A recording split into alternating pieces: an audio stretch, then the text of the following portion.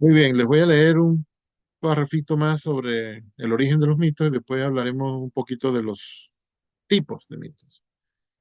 A ver, en su origen el mito es de tradición oral, cuya narración se reserva casi siempre a los que ya tienen alguna responsabilidad de tipo sagrado.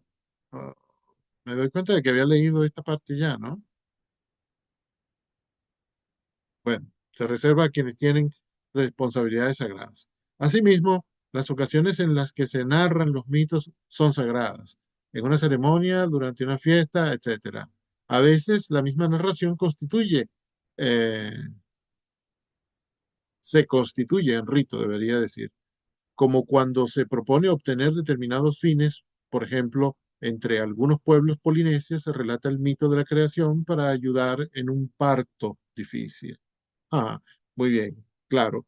Es que un mito acerca de cuándo nació el hombre como especie tiene su conexión con el nacimiento de un nuevo ser humano. Claro que sí. Eh, se ve la conexión, se ve la similitud, ¿no? Se ve la correspondencia. Eh, tiene todo el sentido, ¿no? Y uno no puede pensar, no, esta gente de la antigüedad eran unos incoherentes, unos supersticiosos, pero por lo menos incoherentes no eran. Tenían sentido estas cosas abstractas, pertenecientes al mundo sagrado, al mundo espiritual, a lo que no se ve. A ver, eh, yo tengo esto en una lista, pero aquí también está el párrafo sobre los tipos de mitos. El contenido de los mitos suele consistir en la narración de los orígenes del mundo, en cuyo caso el mito es cosmogónico, de tipo cosmogónico, de la creación del mundo, del cosmos, sobre los orígenes de los dioses, en ese caso se llamarían teogónicos, de la creación del hombre, antropogónicos o de las instituciones religiosas, sociales, políticas, etiológicos. Estos orígenes se refieren siempre a una época cualitativamente diferente a la actual, denominada época de los mitos, en la que todo era posible y en la que se produjeron hechos que originaron la realidad que hoy se conoce. Uh, esto me recuerda las, la mitología, no sé si llamarla inglesa o británica, ¿no? Todas esas cosas son mitología al final. Eh, un día en un libro leí yo que el origen de la mitología inglesa, de las Islas Británicas, tenía más que ver, bueno, no sé si decía así exactamente, pero ya van a comprender lo que estoy recordando. Tenía más que ver con el nacimiento de la monarquía que con lo que normalmente está en el origen de los mitos, ¿no? Que es tratar eh, de armar las piezas incomprensibles del mundo físico, y la conexión con la espiritualidad. ¿Por qué se dice, o por qué decía aquel autor, que el nacimiento de la mitología inglesa tenía más que ver con el nacimiento de la monarquía? Porque la monarquía, desde el principio, desde hace más de 1000 años, o sí, más de 1000 años, desde el principio la monarquía intentó justificar eh, la existencia de la monarquía y que la monarquía fuera la que gobernara sobre los pobladores de las Islas Británicas, conectándose con el origen. Es decir, los primeros reyes de Inglaterra o de Gales o donde quiera que haya comenzado la monarquía británica, los primeros reyes argumentaban que ellos eran descendientes del rey fulano de tal, que en épocas remotísimas, que ni siquiera se sabe qué año era, había aparecido de la nada en tal lugar y que Dios le había dado la orden de reunir a todos los ingleses y crear justicia en el pueblo y defender a los débiles, etcétera, ¿no? Entonces aparecieron mitos como el rey Arturo, ¿no? Ustedes recordarán la historia del rey Arturo, que era un hombre, un niño en realidad, elegido para ser un rey justiciero y querido por todo su pueblo, y guerrero, etcétera, eh, que tenía que sacar una espada de una piedra, que quién sabe cómo había entrado esa espada ahí, eso no tenía explicación, no lo tiene todavía, eh, y que todos los hombres iban cada cierto tiempo e intentaban sacar la espada y por muy fuerte que fueran no lo lograban, pero este niño vino y apenas tocó la espada salió, ¿no? Y entonces de esa época y anteriores a esa provenía esa estirpe de los reyes ingleses que, bueno, por esa razón tiene una justificación que exista, ¿no? Eso se decían los reyes antiguos. Eh, Fíjense que también la mitología tiene una función social, política, ¿no? Como dice ahí, institucional, en muchos lugares. A veces no solo sagrada, a veces no solo literaria, y a veces no solo espiritual. Em, entonces, bueno, les quería decir con este último párrafo que em, existen mitos cosmogónicos, y entre ellos uno que uno conoce de cerca es el mito hebreo de la creación, ¿no? En el principio creó Dios el cielo y la tierra, y después entonces creó los animales en 7 días, y las plantas, y la luna, y el sol, y llegó un momento en que creó algo, un momento especial, el momento más importante de esta historia. Eh, Cualquiera podría decir, no, pero más importante que la creación del hombre era la aparición de Dios. No, en esta mitología y en esa religión, eh, Dios no es creado en ningún momento, Dios ha existido siempre. Eh, Fíjense que los dioses griegos provienen todos de Zeus, que es hijo de Cronos, el tiempo. Pero en la religión hebrea, que luego dio paso a la religión cristiana, Dios es eterno. Y tan eterno que fue Él el que creó todo, incluyendo el tiempo. Y entonces decía que en el mito cosmogónico de la cultura judeocristiana, el momento estelar del mito es la creación de Adán, ¿no? Que Dios coge un poco de barro, lo moldea y aparece, ¡pum!, aparece Adán, eh, y luego también crea a la mujer, que yo veo ahí un lugar especial para la mujer, y bueno, después no sé, no recuerdo si sigue el proceso de creación y después viene el día del descanso. Uh, Ese mito de la creación del hombre, que está envuelto en el mito de la creación eh, de todo, del cosmos, del mundo, es decir, un mito antropogónico dentro del mito cosmogónico, representa, simboliza, metaforiza toda la vida del hombre. Incluso cuando sigue y Adán y Eva están en el jardín y Dios les dice, de esa planta no coman. Y ellos comen. Todo eso es el nacimiento, hasta la gestación, nacimiento, infancia, crecimiento, adolescencia, adultez del hombre. El, las manías, los defectos, las inclinaciones, los gustos, las porfías que tiene uno con sus padres, la, la inclinación hacia el bien, la inclinación hacia el mal, la responsabilidad que tiene uno con lo que hace, con sus decisiones, que son tomadas libremente. Uno luego viene y dice, no, no, eso no es culpa mía, fue que fulano me llevó para allá y me metió esa idea por los ojos. La serpiente. No, no fui yo, señor. Fue la mujer que me diste, la que me tentó. Mira, Eva, no, no fui yo, fue la serpiente. Y si vas a buscar la serpiente, no, la serpiente representa el mal en general, etc. Bueno, ahorita estoy como descifrando un mito judeocristiano, pero eso se puede hacer con todos los mitos. Ah, si tomamos, por ejemplo, el mito de Narciso, que es griego, ah, de Narciso ya ustedes saben que era un muchacho tan bello, tan bello, tan bello, que que no se podía juntar con nadie y un día se miró en el espejo. ¿Cuál espejo? El espejo de las aguas.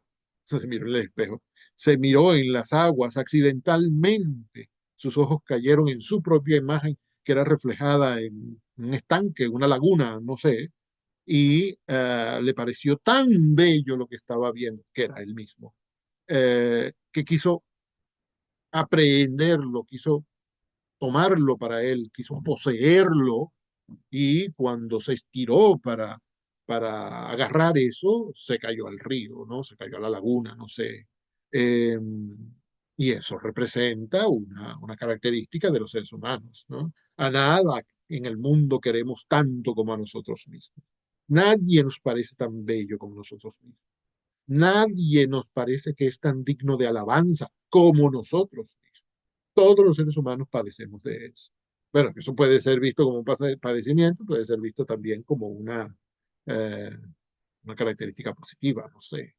Eh, y el hombre hace bien en fijarse en ese mito, en estudiarlo, en reflexionar sobre él y darse cuenta de que es así y de que algo trata de decirnos el mito. Freud nos ahorró trabajo con todos sus estudios, pero es sencillo ver que ahí hay una característica, no quiero decir que sea bonita ni que sea fea, hay una característica del hombre que nos lleva por este camino o por aquel. Y eso se puede hacer no solo científicamente con Freud, se puede hacer poéticamente. Es decir, uno se pone a estudiar literatura y se encuentra con eso y observándolo, reflexionándolo, estudiándolo, investigándolo, se encuentra uno con uno mismo. Iba a decir, se encuentra con cosas que le hacen pensar en uno mismo y en su comunidad, en su familia, ¿no? En sus influencias. Ah, pero eso es encontrarse con uno mismo. Es decir, ¿cómo no va a ser verdad una realidad, un hecho, un algo que existe, aunque no sea tangible, no sea visible, que nos habla de nosotros mismos? Si nosotros mismos existimos, yo lo sé porque pienso, ¿eh? Pienso, luego existo. Um, ¿Cómo no va a ser verdad? ¿Cómo va a ser ingenuo pensar que los mitos son simples historias fabulosas, de fábula, invento, que no, que no son verdad, que no son eh, objetivizables? El hombre es la objetivización de los mitos. ¡Ah! Mío, qué afirmación. Es como para ponerle título a un capítulo. Quizá dicho esto, nos debamos retirar porque yo no soy capaz de decir nada más inteligente ni más sabio que eso. Háganlo ustedes. Profe, disculpe. Gracias por el corazoncito, Acevedo. Dime, perdón, Tavares. Eh, por ejemplo, cuando usted dijo del mito del dios griego, ay, ¿cómo se llamaba? Narciso. Ajá, Narciso. Yo No pensé sé en si otro. Narciso era un dios, pero bueno, sí era griego. A ver. Ajá, yo pensé en otro. La famosa historia de Ícaro, ¿sabes? Sí, sí, Del cómo no. que puede contar como un mito, porque el padre le quiere unas alas a Ícaro para que pueda volar, pero le dice que no vuele muy cerca del sol porque se quemarán las alas y se caerá. Y ahora sí, Ícaro, pese a todo, lo desobedeció y voló. Y luego yo Claro. pensé, ese mito no puede representar como ese es capaz, la famosa frase, abarcar más de lo que uno puede. Sí, sí, sí, tiene sentido. O la otra, la desobediencia del ser humano, de que aunque nos digan algo, tenemos como que esa condición de querer, no, pero y por qué no se puede? Yo Vamos a puedo intentarlo. más, yo puedo más. Exactamente, esa, bueno, codicia barra avaricia, es que no sabría en qué equilibrio. Arrogancia. Arrogancia. Bien. Sí, sí, Es sí, claro arrogante. que sí. Claro, Siempre nos queremos. Lo que me quedé pensando en esa leyenda y dije, pero eso tranquilamente puede ser un mito, porque explica la arrogancia del ser humano ante lo que, ante que podemos hacer más de lo que en realidad se puede. Sí, sí, claro, claro que es un mito, por supuesto, es una historia creada por el pueblo, literatura oral, tradición oral. ¿Quién sabe cuándo se comenzó a contar el cuento de Ícaro y Dédalo, que era el nombre de su papá? Eh, no, físicamente, Ícaro y Dédalo no existieron, ¿no? O puede haber sido que existió algún muchacho que tuvo alguna vez una conducta así como esa. Pero es que todos las hemos tenido. Hasta el más humilde ha creído que su papá es un tonto que no se cree capaz de, de, de, de saltar más alto, de correr más peligros, de caminar en la noche. Todos hemos sido arrogantes cuando somos jóvenes y después también. Entonces, ah, sí, por supuesto que es posible que haya habido alguna historia parecida a la de Ícaro y Dédalo, pero bueno, el pueblo comenzó a contar esa historia y comenzó a cubrirse de poesía, de leyenda, ¿no? De misterio. Y eso pasó hace millones de años y ya no se sabe. Y eso es un mito, exactamente.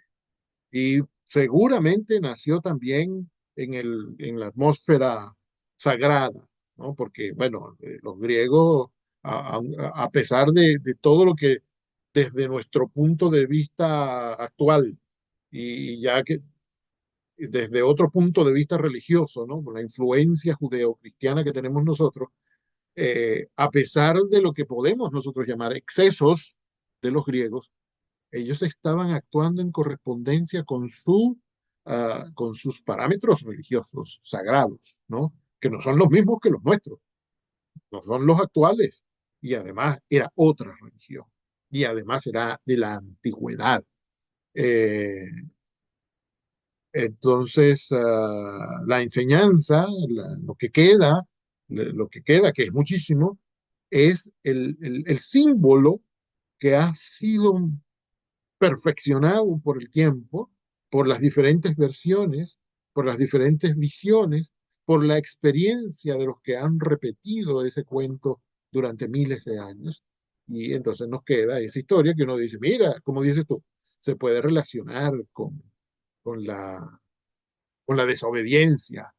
El mito de Adán y Eva en el jardín también nos enseña eso, ¿no?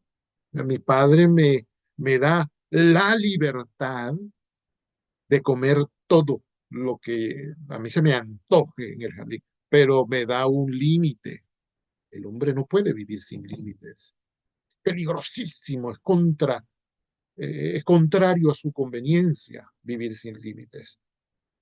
En Grecia era que Dédalo le crea unas alas a Ícaro para que sea libre, para escapar del laberinto donde están presos, para obtener la libertad, pero le pone un límite. No te puedes acercar al sol. Y miren que es un límite objetivo, ¿eh? Por supuesto, la cera con la que estaban pegadas las alas a los brazos se derrite si hace calor. Y bueno, tan objetivo tampoco era porque si te acercas mucho al sol, no es posible acercarse al sol más de lo que uno puede volar. Imagínense ustedes que no puede uno volar. Eh, si te da calor, un día de sol al mediodía, no puedes volar mucho. Eh, es que si encuentras una cosa que te hace volar, es mejor que no te excedas. Si te encuentras una mata en tu jardín que tiene una fruta muy sabrosa, que no te excedas, que ese es el verdadero problema, ¿no? Entonces los mitos siempre nos enseñan algo sobre nosotros mismos. E incluso nos enseñan, digamos, no quisiera ser muy radical en esto que viene, nos enseñan un camino positivo.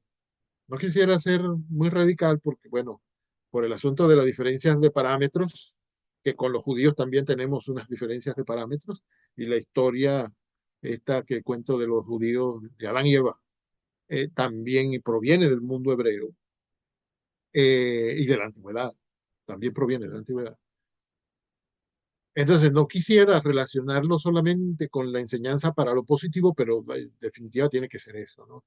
No es posible que la sabiduría lo lleve a uno a preferir el mal, eh, porque todas esas historias cuentan de los problemas en los que se meten los personajes por, por desobedecer, por ser arrogantes, por ser promiscuos, por ser, no sé, por odiar, por ser demasiado, por ser excesivos, por tener ansias de poder. Pues, nos enseñan más bien que es mejor la humildad, que es mejor la paz, la armonía, el amor, que lo mejor es el amor, etcétera. Entonces, no quiero ser radical en inclinarlo hacia el bien, pero en realidad las indicaciones son, las indicaciones que dan esas historias y en todas las culturas es que el hombre hace bien irse por el camino de la paz, por el camino del amor, por el camino de la ponderación, etcétera. Hay que huir de los excesos, hay que huir de la... Eh, bueno, cuando digo los excesos lo puedo relacionar en cualquier terreno, ¿no? Excesos en la comida, en el sexo, en la intemperie, en la soledad, ¿no? En la diversión. Y Joan Manuel Serrat diría incluso en la alegría, en esa canción en que dice, eh, bueno, es un poema escrito por Mario Benedetti y Joan Manuel Serrat le puso música, que se titula Defender la alegría. Y dice, del millón de cosas de las cuales hay que defender la alegría, ¿no? De la tristeza, de la guerra, de la miseria, de los miserables, ¿no? De los políticos, de la historia, del mal, de las ausencias de los seres queridos, todo. Y al final dice, y también de la alegría, del dolor de estar absurdamente alegres, ¿no? También de eso hay que defenderse, ¿no? Incluso del exceso de cosas buenas. Tavares pone aquí los 10 mandamientos, ¿sí? El límite. Ustedes se acuerdan de que el ideal de los griegos es el equilibrio, ¿no? Siempre, siempre, cuando hay un personaje que tiene una característica muy positiva, siempre eso tiene que ser usado con moderación. Bueno, y los mandamientos son esa, esa, esas normas como para moderarse en el mundo judeocristiano. Aquí tienes la fruta, pero no comas demasiado no comas de esa. Pues, te la pongo ahí porque tú eres libre, tú eliges sí o si no. Pero esto tiene un límite. Usted puede ir a todas partes, pero bueno, en la habitación de la gente no se puede meter, eso no es la educación. Usted puede, ay, no se me ocurre. Usted puede subir la montaña que le dé la gana, pero acuérdese de que por allá, por los 6.000 metros, empieza a escasear el oxígeno. Ah, no sé. Usted puede, los musulmanes le dirían, usted puede tener todas las mujeres que le dé la gana, pero no las puede poner a pasar, a pasar hambre, las tiene que mantener. Así que si no tiene plata, bueno, una sola. Es decir, todas estas cosas sagradas, poéticas, mitológicas, espirituales, ah, nos indican que el hombre hace bien en buscar el equilibrio. Ah, bueno, hay mitos que no hablan de eso, pero eh, estamos aquí en esta conversación, hemos llegado a un punto en que los mitos nos están hablando de la libertad en oposición a la moderación, a los límites. Todas esas religiones y todas esas mitologías y todas esas culturas nos indican, porque ellos aprendieron ya en la antigüedad, que vale la pena eh, hacer caso a la moderación, no excederse, llegar a hacer lo que a uno le da la gana.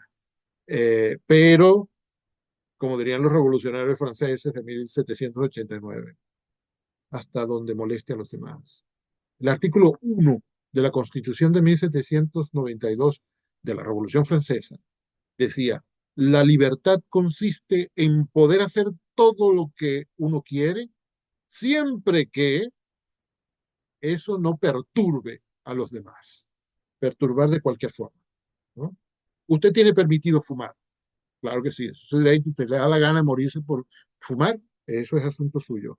Pero usted no tiene derecho a molestar a los demás, ni siquiera a los que también fuman, a los demás. Si eso molesta, usted tiene que dejar de hacerlo, porque ya está violando el derecho de los demás. San Pablo dice, todo lo tengo permitido, que no se imagina que un señor como San Pablo no tiene muchas reglas, muchas restricciones, no, esto no lo puedo hacer, aquello no lo puedo hacer, pero él mismo dice, todo lo tengo permitido, pero no todo es edificante. O sea, no todo me edifica, me levanta, me construye, ¿no? No todo me hace mejor, ¿no? Puedo tener toda la libertad del mundo, pero la sola libertad no me hace mejor, no me hace más libre. Libertad con límite, esa es, porque solo puedo llegar hasta a donde comienza el terreno del otro. Si me paso para allá, ya estoy haciendo mal, ¿no? Eh, el respeto al derecho ajeno es la paz. Muy bien, Juárez, ciertamente, Juárez. A ver, chicos, creo que había alguna otra cosa que les quería leer. Eh,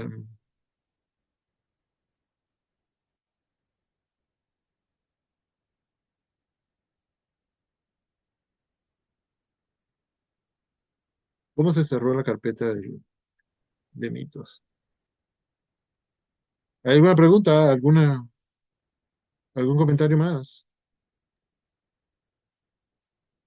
Ah, claro. Sí, mira, qué bien. Lo que me falta ahora es, bueno, les iba a pedir que si conocían mitos griegos, latinos, ¿no?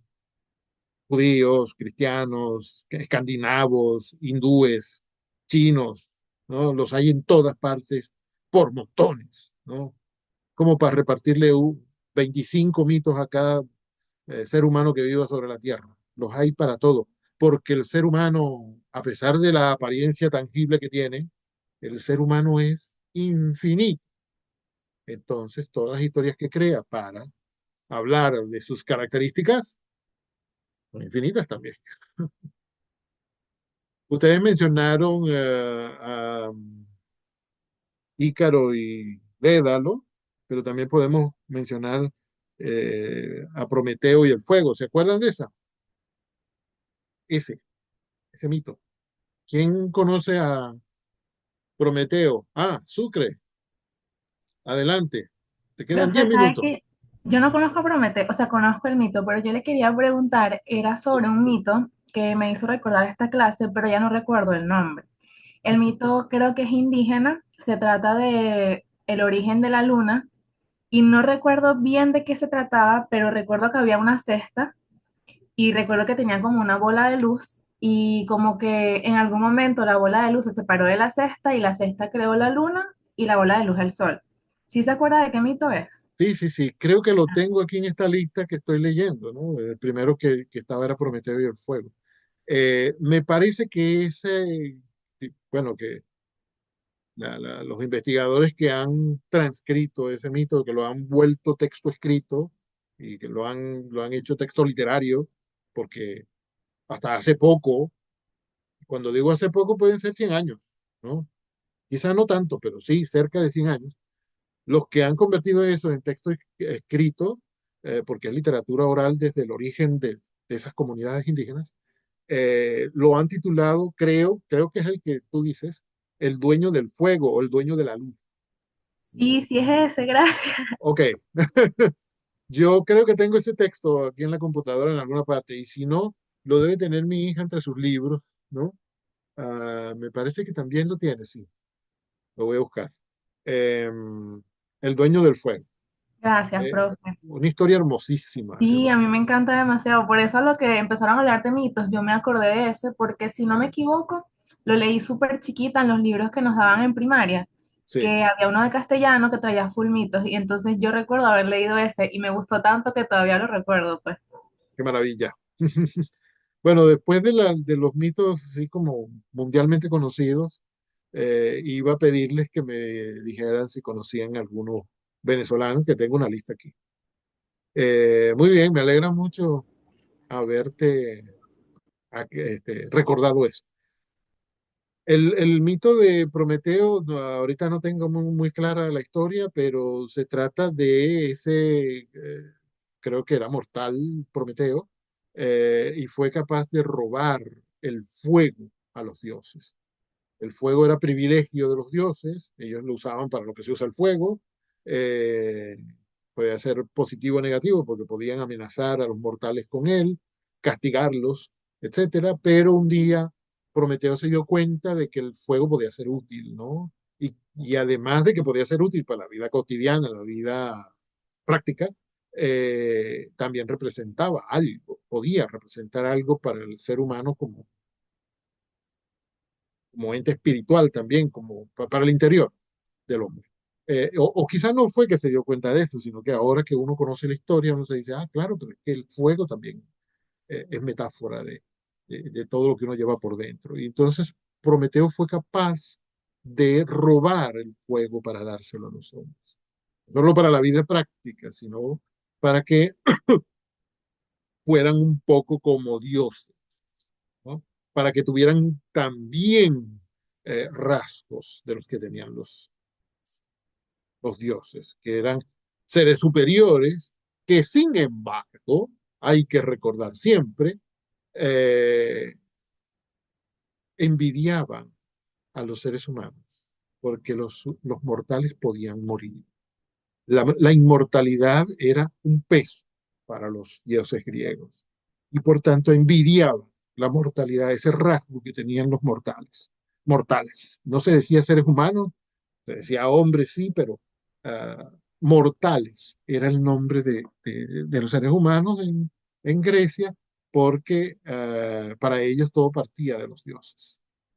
Entonces Prometeo es capaz de robar el fuego a los dioses, el fuego de la iniciativa, el fuego del amor, el fuego de la vida, el fuego de la acción inteligente, el fuego de la inteligencia, etcétera. Todo aquello que pudiera ser representado por el fuego, por la imagen poética del fuego, está ahí en esa imagen, en ese cuento, en ese mito de Prometeo que nos da el fuego.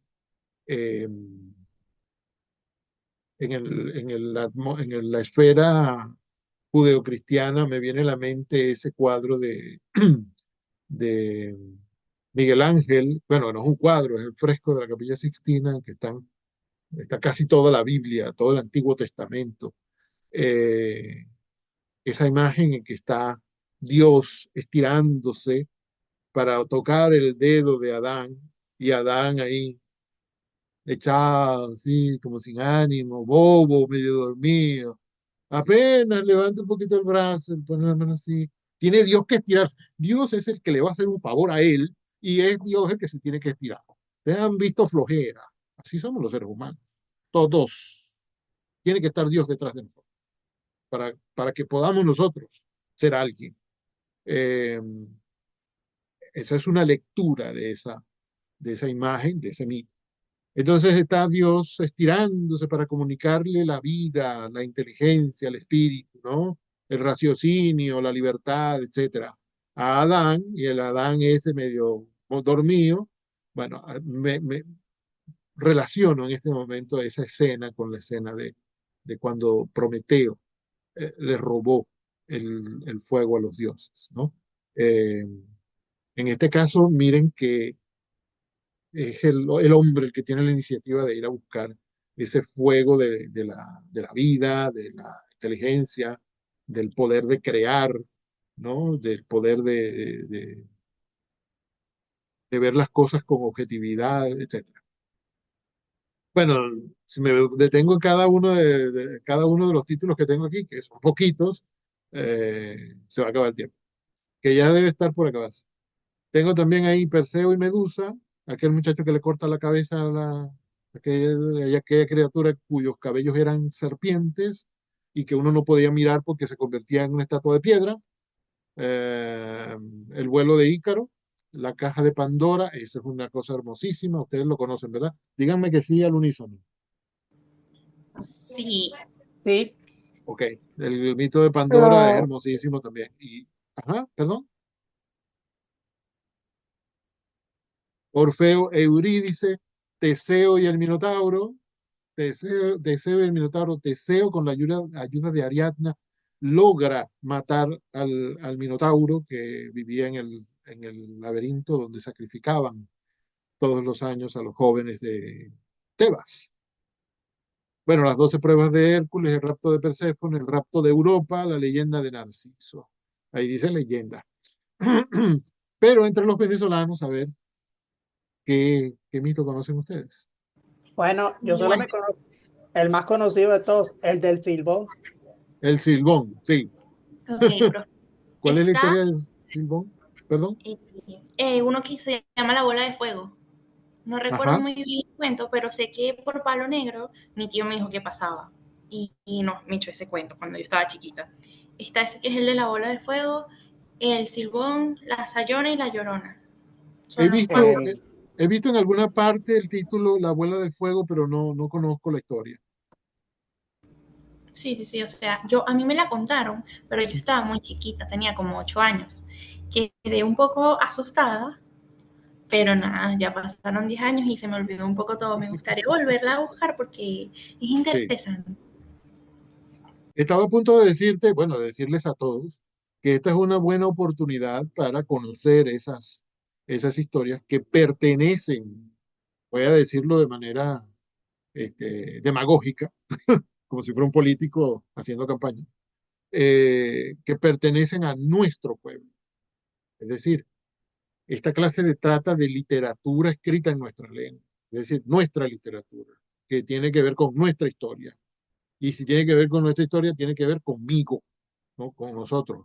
Es mi lengua, mi historia, mis palabras, mi pueblo. Es que está tan maltratada esa expresión, ¿no?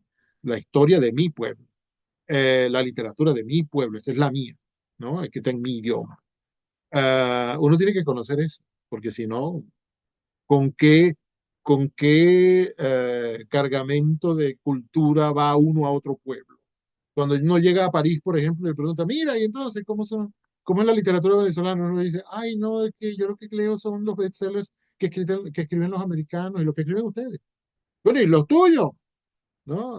Uno debería pensar que eso va a ser por lo menos un momento de penita.